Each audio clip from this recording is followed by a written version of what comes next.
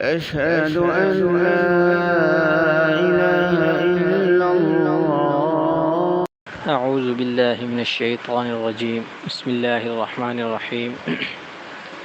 خواتین نماز کورس 3 اسباق الحمدللہ مکمل ہو چکے، جن میں پہلے سبق میں وضو کے فضائل اور احکام بیان کیے گئے، دوسرے سبق میں نماز کے فضائل اور اس کے حوالے سے احادیث پیش کی گئیں، تیسرے سبق میں نماز کے فرائض اور واجبات اور سجدہ سہو کا بیان کیا گیا۔ آج کے انشاءاللہ تعالی چوتھے سبق میں ان چیزوں کو بیان کیا جائے گا جن سے نماز ٹوٹ جاتی ہے، نماز فاسد ہو جاتی ہے، اور اسی طرح معذور آدمی کس طرح نماز پڑھے، معذور آدمی کے نماز پڑھنے کے احکامات، چند مسائل انشاءاللہ تعالی اس کے بیان کیے جائیں گے، اور اسی طرح مسافر کی نماز کہ کتنی مسافت کے بعد آدمی قصر یعنی سفر کی نماز پڑھ سکتا ہے۔ تو سب سے پہلا جو ہمارا موضوع ہے کہ نماز کن چیزوں سے فاسد ہوتی ہے، ان میں سے بعض چیزیں تو کل بیان کی گئی کہ فرض کے کسی چھوٹنے سے نماز نہیں ہوتی۔ اگر وہ 13 فرائض جو ہم نے بیان کیے تھے ان میں سے کوئی بھی فرض چھوٹ گیا نماز نہیں ہوگی۔ اور واجبات کے بارے میں ہم نے کل بتا دیا تھا کہ اگر واجبات میں سے کوئی واجب چھوٹ جاتا ہے، جو 14 واجبات بیان کیے گئے تھے، اور سجدہ سہو نہ کرے تو نماز کا اعادہ یعنی نماز کا لٹانا، نماز کا دوبارہ پڑھنا کیا ہے، ضروری ہے۔ اب جن چیزوں سے نماز ٹوٹ جاتی ہے وہ 2 طرح کی ہیں، ایک افعال، ایک ہے اقوال۔ افعال کہا جاتا ہے کہ جن کاموں سے، وہ کام جن کے کرنے سے نماز ٹوٹ جاتی ہے، وہ تقریباً 11 ہیں جو مین بنیادی ہیں۔ اس کے علاوہ پھر مسئلے کے اعتبار سے اس کا حکم لگایا جا سکتا ہے۔ تو سب سے پہلا کیا ہے کہ بھولے سے نماز میں کچھ کھا پی لے، جان بوجھ کر یا بھول کر نماز میں کچھ کھا لیا یا کچھ پی لیا، اس سے نماز فوراً ختم ہو جائے گی۔ اور اسی طرح دوسرے نمبر پر کوئی ایسا کام کرنا جس سے یہ ظاہر ہو کہ یہ نماز میں نہیں ہے، مثلاً دونوں ہاتھ باندھے ہوئے تھے، دونوں ہاتھ چھوڑ کر کپڑوں کو سیدھا کرنا شروع کر دیا۔ عام طور پر مردوں میں اور خواتین میں یہ ایک بات پائی جاتی ہے کہ نماز کے دوران کپڑے درست کرنا، مرد ہے تو کبھی وہ اپنا رومال درست کر رہا ہے، کبھی ٹوپی کو درست کر رہا ہے، کبھی کچھ کبھی جو ہے داڑھی میں ہاتھ پھیر کے، کبھی مونچھوں پہ تاؤ دے رہا ہے، مختلف قسم کے ایسے افعال جس سے یوں محسوس ہو کہ یہ بندہ گویا نماز میں نہیں ہے۔ اور اسی طرح خواتین ہیں، نماز میں کھڑی ہیں، دوپٹہ درست کر رہی ہیں، کبھی مصلے کو پاؤں سے درست کرنا شروع کر دیا، کبھی ادھر ادھر دیکھ رہی ہیں۔ اس انداز میں یعنی دیکھنے والا یہ سمجھے کہ گویا یہ نماز میں نہیں ہے، اس انداز میں اگر وہ عمل کرتا ہے، اور اس کی مقدار بھی فقہاء نے لکھی ہے کہ 3 دفعہ سبحان اللہ کہنے کی مقدار، کہ جتنی دیر میں 3 دفعہ سبحان اللہ سبحان اللہ سبحان اللہ کہا جاتا ہے، اتنی مقدار میں اگر کسی شخص نے دونوں ہاتھ چھوڑ دیے یا اتنی مقدار میں کوئی ایسا کام کیا کہ دیکھنے والا سمجھے نماز میں نہیں ہے، تو وہ نماز ختم ہو جائے گی، اس کو دوبارہ نیت کر کے نماز پڑھنی پڑے گی۔ اور اسی طرح جان بوجھ کر نماز میں کوئی ایسا کام کرنا جس سے وضو ٹوٹ جائے، مثال کے طور پر ہاتھ پر زخم ہے، ناک میں زخم ہے، منہ میں کسی قسم کا زخم ہے، تو اس کو چھیل دینا زبان کے ساتھ، یا ہاتھ پہ زخم ہے تو ناخنوں سے اس کو چھیل دینا کہ اس سے خون بہنے لگے، یا ناک میں زخم ہے، عام طور پر گرمیوں میں ایسا ہوتا ہے، یا سردیوں میں خشکی کی وجہ سے ناک میں زخم ہو جاتے ہیں، تو اس کو چھیل دینا جس سے خون بہنے لگے، تو اس سے نماز کیا ہے، ٹوٹ جائے گی۔ اور اسی طرح نماز میں بے در پہ 2 سے زیادہ صفیں چلنا، اگر مرد ہیں تو ان کے لیے تو شرعاً اس چیز کی اجازت ہے کہ اگر وہ پچھلی صف میں کھڑا ہے اور اگلی صف میں کوئی آدمی اس کسی عذر کی وجہ سے نماز توڑ دیتا ہے، وہ حصہ خالی ہے، تو پچھلی صف سے چل کے چند قدم، 2-4 قدم ہی ہوتے ہیں، یہ چل کر اگلی صف میں آ جائے تو نماز ہو جائے گی۔ اسی طرح خواتین ہیں، اگر کوئی ایسا مسئلہ بن جاتا ہے کہ ان کو جگہ بدلنی پڑتی ہے نماز میں اور بہت ہی اشد کوئی ضرورت ہے، تو وہ ایک مصلے سے دوسرے مصلے پر ہو سکتی ہیں، لیکن اتنا زیادہ چلنا جس میں 2 صفیں یعنی 2 مصلے اگر زیادہ کراس کر لیے تو نماز وہ ختم ہو جائے گی، نماز شمار نہیں کی جائے گی۔ اور اسی طرح قبلے سے رخ کا پھیر لینا، قبلے کی طرف رخ ہے، کوئی ایسا کام کیا جس سے چہرہ بھی پھر گیا، سینہ بھی پھر گیا اس سے، تو اس کی وجہ سے قبلہ رخ ختم ہونے کی وجہ سے نماز ٹوٹ جائے گی۔ اور اسی طرح نماز میں بے ہوش ہو جانا، کہ کسی بیماری کی وجہ سے، مرگی یا کسی بھی پاگل پن کی وجہ سے انسان اگر نماز میں بے ہوش ہو جاتا ہے تو وہ نماز ختم ہو جائے گی، ہوش آنے پر دوبارہ اس کو نماز پڑھنی پڑے گی۔ یا اسی طرح نماز میں کسی خیال آنے کی وجہ سے، شہوت کی وجہ سے، یا احتلام ہونے کی وجہ سے، یا ڈسچارج ہونے کی وجہ سے کوئی ایسا عمل ہوتا ہے کہ انسان مرد ہے یا خاتون ہے ڈسچارج ہو جائے، تو اس صورت میں بھی نماز ختم ہو جائے گی۔ اور اس کے بعد فرض نماز میں اگر جماعت کے ساتھ نماز پڑھ رہی ہیں، ویسے تو خواتین کے لیے افضل ترین عمل یہ ہے کہ وہ گھر میں نماز پڑھے، جیسا کہ احادیث میں آتا ہے، لیکن بعض جگہ پر ایسا ہوتا ہے کہ خواتین کے لیے انتظام ہوتا ہے اور بامر مجبوری سفر پر ہیں، خاتون ہیں، نماز پڑھنی پڑ گئی ہے، تو اس صورت میں اگر کسی مرد کے برابر آ کر کھڑی ہو جائے تو اس صورت میں اور درمیان میں کسی قسم کی کوئی آڑ بھی نہ ہو، اس صورت میں نماز وہ ختم ہو جائے گی، وہ نماز نہیں ہوگی۔ اور اسی طرح نماز میں کسی رکن کی ادائیگی کے دوران سطر کا کھل جانا، سر سے دوپٹہ گر گیا یا سر سے دوپٹہ سرک گیا اور 3 انگلی کے برابر مقدار اس کے بال ظاہر ہو گئے اور سبحان اللہ 3 دفعہ کہنے کی مقدار وہ بال ظاہر رہے، یا سطر کھل گیا، پنڈلی نظر آنا شروع ہو گئی، کلائیوں سے اوپر ہاتھ ہو گئے، کپڑا ہو گیا جس سے ہاتھ نظر آنے شروع ہو گئے، تو اس صورت میں نماز ختم ہو جائے گی، اس کو نماز دوبارہ لٹانی پڑے گی۔ یا نماز میں اتنی زور سے ہنسے کہ خود اپنی آواز سنائی دے، اس سے بھی کیا ہے نماز ٹوٹ جائے گی۔ یہ جو چیزیں بیان کی گئی ہیں ان کا تعلق افعال کے ساتھ ہے۔ اب اس سے اگلے جو چیزیں ہیں ان کا تعلق اقوال، یعنی نماز میں ایسے بات کرنا، ایسا کام کرنا جس کی وجہ سے نماز ٹوٹ جائے، کہ نماز میں باتیں کرنا۔ پہلی چیز کہ نماز میں بات کرنا، چاہے جان بوجھ کر کرے یا بھول کر کرے، غلطی سے کرے، خواہ ایک لفظ ہی کیوں نہ ہو، اگر کسی نے نماز میں زبان سے کوئی بات ایسی کہہ دی، کوئی جملہ کہہ دیا، تو اس کی نماز فوراً ٹوٹ جائے گی۔ یا نماز میں کسی کو سلام کرنا، دیہاتوں میں عام طور پر یہ رواج دیکھنے کو ملا ہے، گھر میں کوئی خاتون داخل ہو رہی ہے، کوئی مرد داخل ہو رہا ہے، وہ سلام کرتا ہے، یا آگے سے یہ پہل یہ کرتی ہیں یا وہ سلام کرے تو اس کا جواب دے دیتی ہیں، تو یہ شرعاً درست نہیں ہے۔ یعنی نماز سے ہٹ کر باہر والوں کے ساتھ کسی قسم کا کلام کرنے سے نماز ٹوٹ جائے گی۔ اور اسی طرح بیماری کی حالت میں نماز میں کراہنا، اف کرنا یا اوہ کی آواز نکالنا، اس طرح کی آوازیں جو باقاعدہ جملے ہیں جن سے تکلیف کا اظہار ہوتا ہے، تو اس سے نماز ٹوٹ جائے گی۔ جیسا کہ عام طور پر مرد ہیں، خواتین ہیں، گھٹنوں میں درد ہے، کمر میں درد ہے،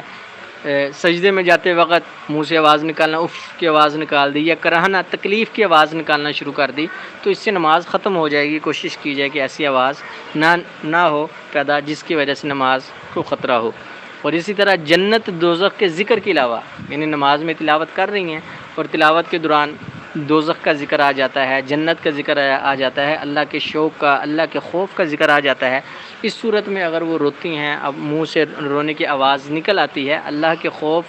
جنت یا دوزخ کی وجہ سے، تو اس سے تو نماز نہیں ٹوٹے گی۔ ہاں اس کے علاوہ جیسے کہ ابھی ذکر کیا، کسی تکلیف کی وجہ سے، کسی مصیبت کی وجہ سے، کسی بچے کا انتقال ہو گیا، کسی عزیز اقارب کا، کسی قریبی کوئی ایسا نقصان ہو گیا جس سے دل میں بوجھ ہے، رونا آ رہا ہے، اگر وہ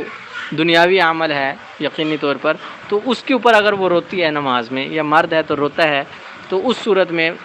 کوئی آواز بلند ہو جاتی ہے رونے کی، تو نماز فوراً ٹوٹ جائے گی، سوائے ذکر کے۔ ذکر اللہ کا ذکر، جنت اور دوزخ کے ذکر کی وجہ سے اگر رونا آ رہا ہے پھر تو نماز نہیں ٹوٹے گی۔ دنیاوی کسی تکلیف یا مصیبت کی وجہ سے اگر منہ سے آواز نکل آتی ہے دوران نماز، تو نماز ٹوٹ جائے گی۔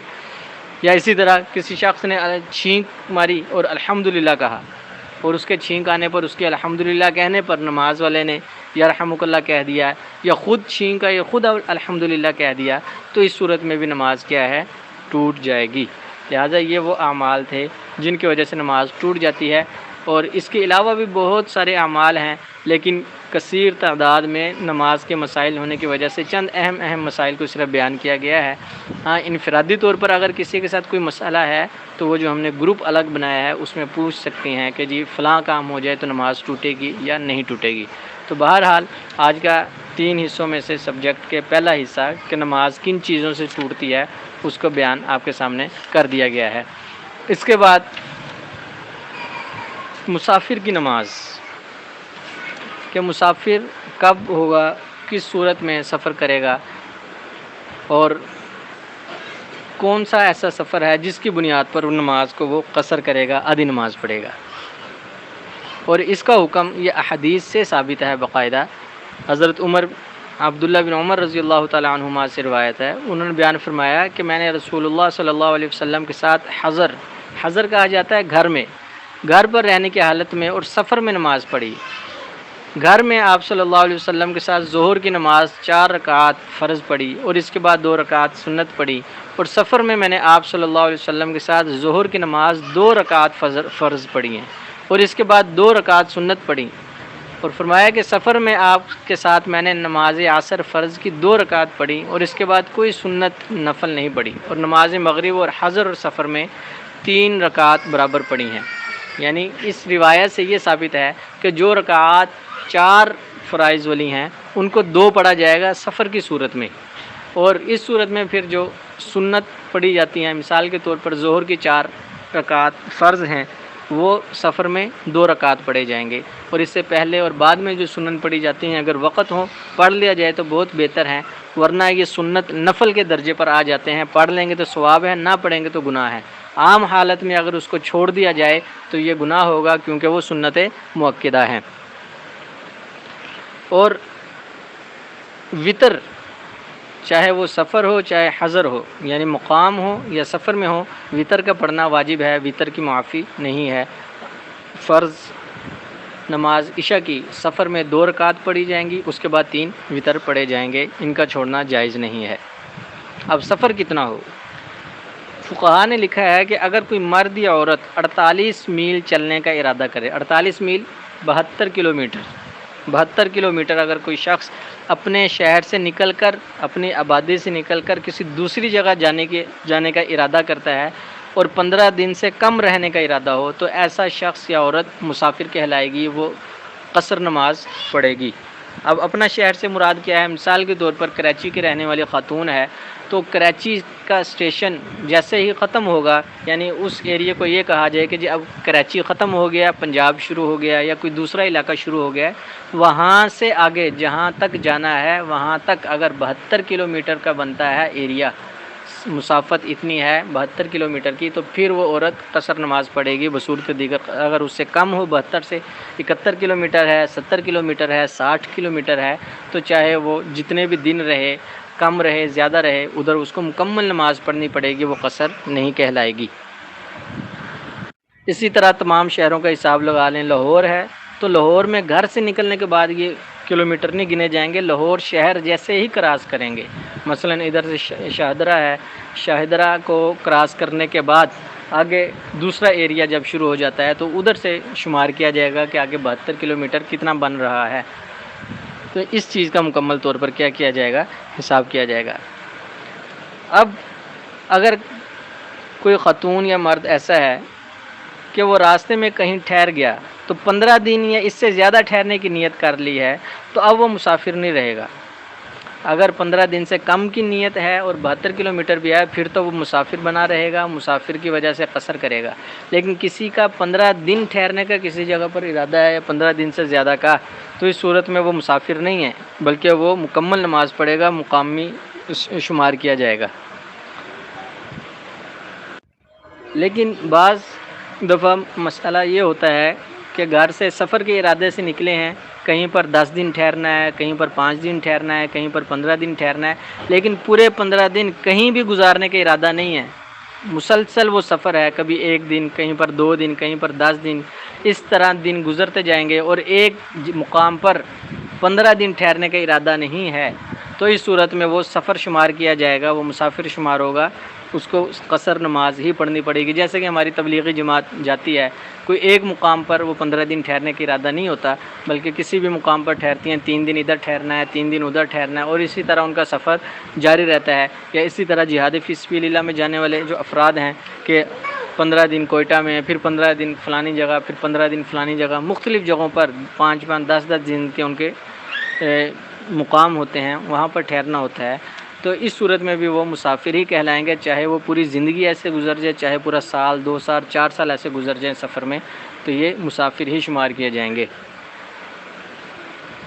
اب آگے مسئلہ آ جاتا ہے مسافر کی نماز میں شادی شدہ عورت کا، کہ شادی کے بعد عورت اگر مستقل طور پر اپنے سسرال میں رہتی ہے،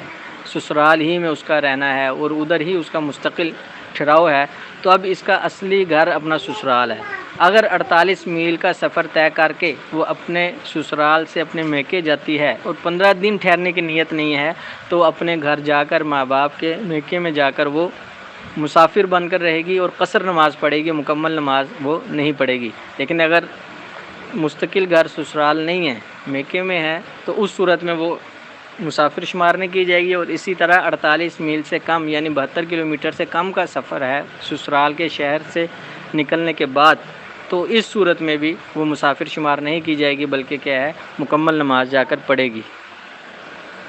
یہ مسافر کے چند احکام تھے مسافر کی نماز کے۔ اس میں سے کسی قسم کا کوئی مسئلہ اگر سمجھ نہ آئے تو وہ پوچھا جا سکتا ہے۔ اس کے بعد تیسرا ہمارا سبجیکٹ تھا بیمار معذور آدمی کی نماز کا حکم۔ اگر کوئی مریض ایسا ہے جو کھڑے ہونے کی طاقت بالکل نہیں رکھتا، کہ وہ اگر جیسے ہی کھڑا ہوتا ہے اس کے گھٹنوں میں، کمر میں یا کسی بھی ایریے میں ایسا درد ہوتا ہے کہ وہ کھڑے ہونے کی طاقت نہیں رکھتا، تو شریعت نے اس کو اجازت دی ہے کہ وہ بیٹھ کر نماز پڑھے، اور بیٹھے بیٹھے رکوع کر لے اور رکوع کر کے دونوں سجدے کر لے، اور رکوع کے لیے اتنا جھکے کہ پیشانی گھٹنوں کے مقابل ہو جائے۔ یہ بیٹھ کر نماز پڑھنا ہے۔ اسی طرح اگر کوئی رکوع سجدہ کرنے کی بھی قدرت نہ رکھتا ہو، تو رکوع اور سجدے کو بھی وہ کیا کرے گا، پھر اشارے سے ادا کرے، اور سجدے میں رکوع سے زیادہ سر کو جھکائے گا، یعنی بیٹھ کر ہاتھ باندھے نماز پڑھے، رکوع کے لیے گھٹنوں پر ہاتھ رکھ کے گردن کو ذرا سا جھکائے گا تھوڑا، اور جب سجدہ کرے گا تو اس سے مزید تھوڑا زیادہ اس کو گردن کو جھکائے گا، تو وہ سجدہ اس کا شمار کیا جائے گا۔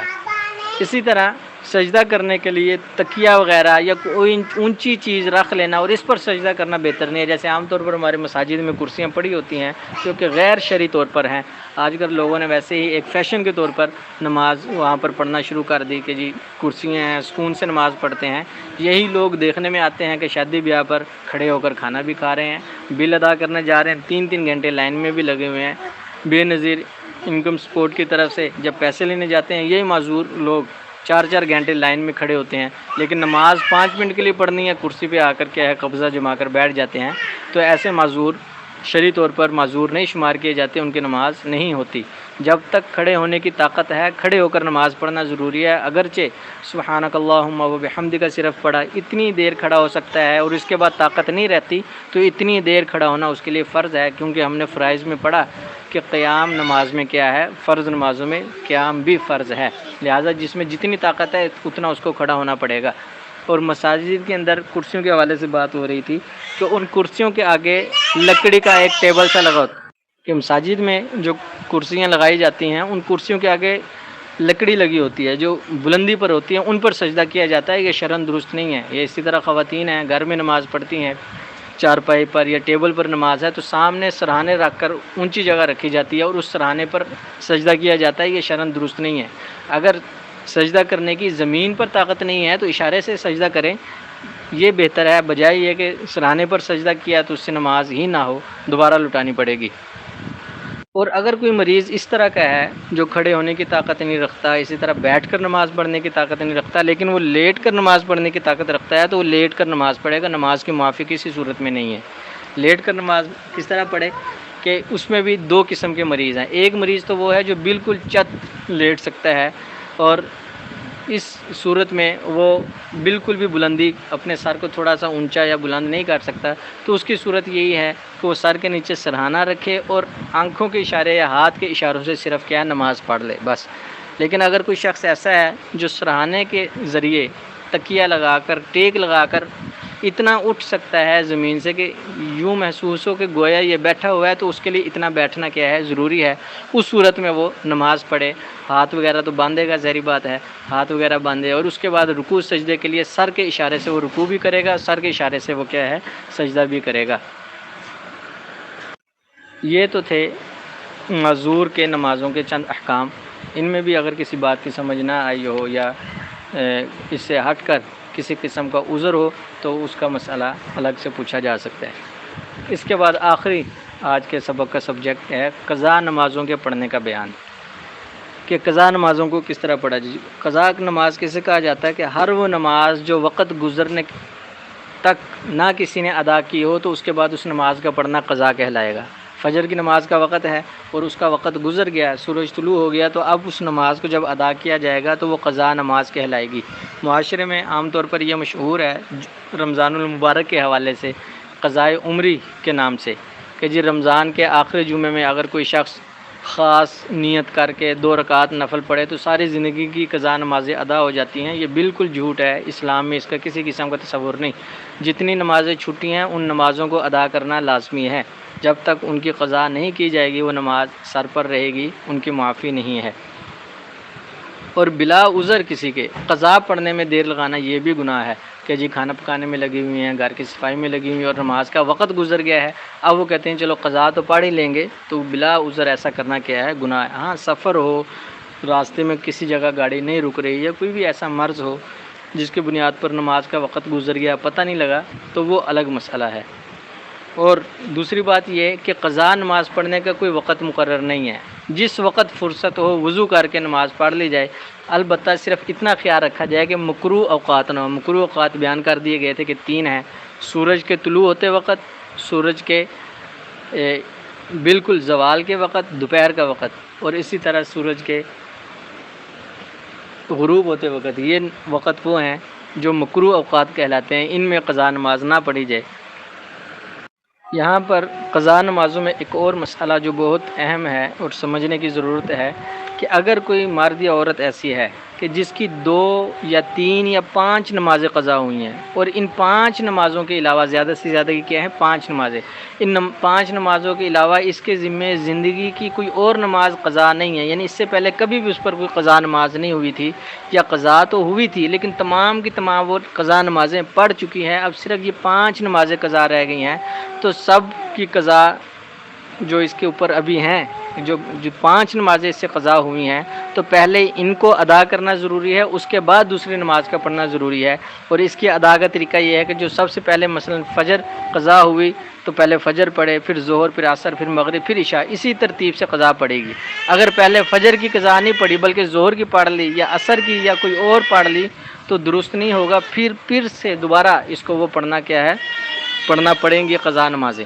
ہاں اگر کسی کی 6 نمازیں قضا ہو گئی ہیں تو اب بغیر ان کی قضا پڑھے ہوئے ادا نماز کا پڑھنا کیا ہے؟ درست ہے، اور اس میں پھر اس کی اپنی مرضی ہے، چاہے پہلے فجر پڑھے، چاہے عصر پڑھے، چاہے عشاء پڑھے، چاہے مغرب پڑھے۔ لیکن اگر زندگی میں کوئی نماز سر پر قضا نہیں ہے اور 5 نمازیں یا 5 نمازوں سے کم قضا ہو گئی ہیں تو جب تک وہ قضا نہیں کریں گی ادا نماز کا پڑھنا اس کے لیے درست نہیں ہے۔ مثلا کسی کی 1 نماز صرف چھٹی ہے زندگی میں، فجر کی نماز، اب ظہر کی نماز وہ اس وقت تک نہیں پڑھے گی جب تک یہ فجر نہ پڑھ لے، وہ ظہر پڑھے گی تو وہ ادا اس کی شمار نہیں کی جائے گی۔ لیکن اگر 6 نمازیں ہیں تو پھر اس صورت میں جب مرضی وہ قضا پڑھ سکتی ہے اور اسی طرح ادا بھی پڑھ سکتی ہے۔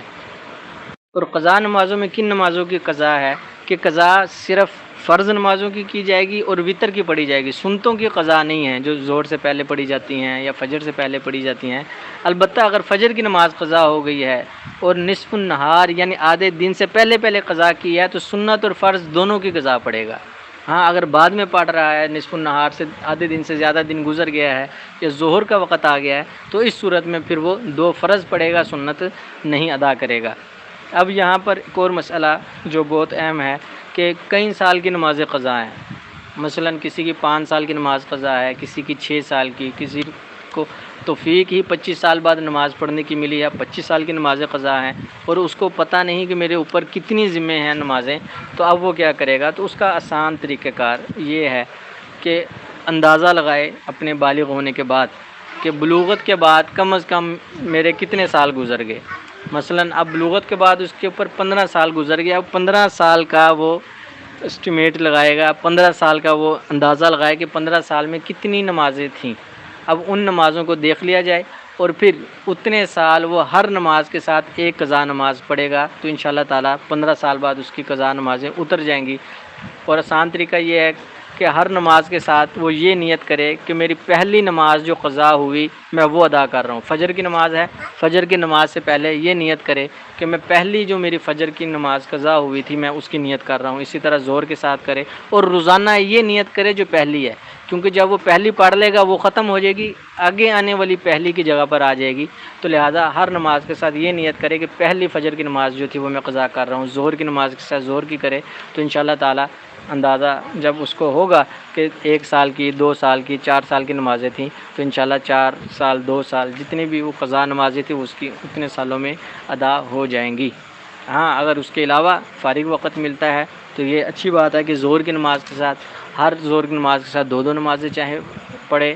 ظہر کی، یا عصر کے ساتھ 2 عصر کی نمازیں پڑھیں عصر کی نماز سے پہلے. اسی طرح فجر کی نماز سے پہلے وہ ادا کر سکتا ہے. جتنی زیادہ قضا جلدی کرے گا اتنی جلدی سر سے اتریں گی، بصورت دیگر اس کا حساب اس کو دینا پڑے گا. یہ تھا قضا نمازوں کے حوالے سے بات. اگر اس کے حوالے سے بھی کوئی بات سمجھ نہ آئی ہو تو پوچھی جا سکتی ہے. انشاءاللہ تعالیٰ 2-4 سبق مزید آگے رہ گئے ہیں، یہ کورس ہمارا مکمل ہو جائے گا. کوشش کریں اس کو سمجھنے کی. نماز اہم ترین عبادات میں سے عبادت ہے. اللہ رب العزت ہم سب کو دین سمجھ کر اس پر عمل کرنے کے توفیق عطا فرمائے. وآخر دعوانا ان الحمد للہ رب العالمین.